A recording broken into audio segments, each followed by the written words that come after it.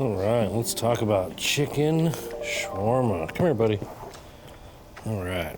The reason I wanted to make chicken shawarma, a couple years ago, I had filmed a Syrian man in my local area who owns a Syrian grocery store. And then he opened up a shawarma mini restaurant in the Flagship City Food Hall in Erie. And meeting him and learning about his story and seeing how he makes his food, the story's incredible. His name is Bassam, and I was inspired by him, and I've always wanted to make shawarma ever since I saw him make it. And I am so glad that I finally got around to doing it, especially over a campfire. Chicken shawarma is one of the most aromatic dishes you could ever make. It fills the entire kitchen.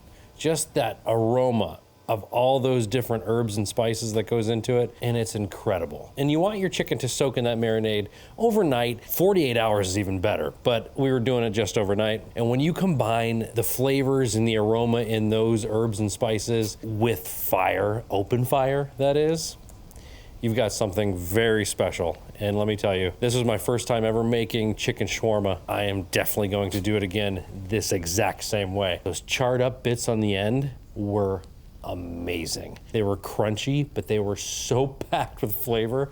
You guys, incredible way to cook chicken shawarma. You guys can absolutely cook this in your skillet or on your grill. You don't have to have it on a spit like I did and all stacked together like we did. You know, it's just, you can cook it any way you like. Just do that marinade and then throw it in the oven. However you want to cook your chicken after you've had it marinated in the shawarma marinade is just incredible, and you can't go wrong. So what did I learn from this cook? I learned that chicken shawarma might be one of my new favorite dishes. If you do go to cook it over an open fire, you want to make sure to give yourself enough time. Stacking all of those chicken thighs together probably took a little over 4 hours, maybe almost 5 hours to really get it 165 degrees internal. Now I used these zero carb tortillas to put it on at the end, and the sauce that I put on first was tahini sauce. And the acidic nature of the pickles cut through everything and brighten up the entire flavors for you. You can't go wrong with that combination. If you guys like this series, you gotta let me know.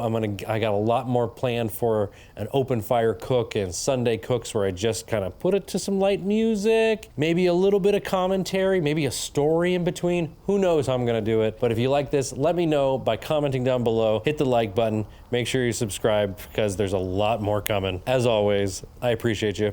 I'll see you on the next one.